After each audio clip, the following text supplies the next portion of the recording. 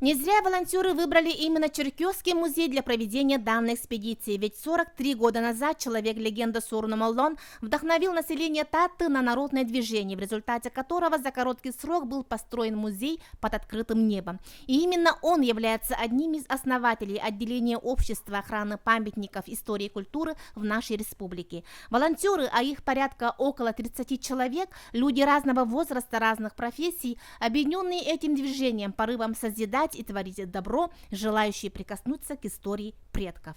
Мы то последнее поколение, которое еще видим в Аласах, проезжая по дорогам, да, сельским дорогам, видим старые тёхи, старые сайлыки, которые уже в таком состоянии совсем, да, они умирающие, наверное, объекты, теряющие свою ценность объекты. И вот если мы не будем этим заниматься, то нашим детям и нашим внукам уже нечего будет показывать. По первому впечатлению, юрта изнутри и снаружи казалась без больших видимых повреждений. Нужно было поменять лишь несколько бревен западной стены. Но когда сняли внешний глиняный слой, то выяснилось, что все бревна превратились в труху. Вот-вот юрта просто-напросто бы осыпалась. Вследствие данного факта почти все бревна стен заменят, также облагородит дверь, а вот потолок останется нетронутым. Реставрация – это процесс очень такой интересный и, можно сказать, интеллектуальный. Вот, поэтому нужно соблюдать старинные рецепты,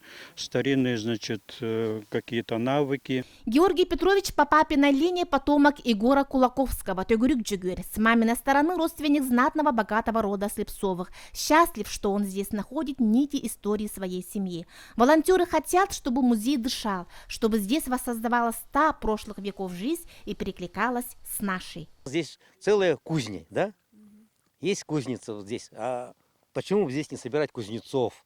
Он мог приехать мандарусам, да, показать мастер-классы там, да, и чтобы кузнецы здесь собирались, чтобы вот на этой территории возникло новое какое-то дыхание, современное дыхание, когда вот эта территория чтобы жила. Я думаю, Дмитрий Николаевич, он и хотел этого, чтобы здесь были люди, чтобы это двигалось, чтобы это дышало там, да. Волонтеры экспедиции планируют и в последующие годы, радуя то, что уже появляются последователи. Жанна Бурмистрова, Василий Иннокентьев, Татинский улус.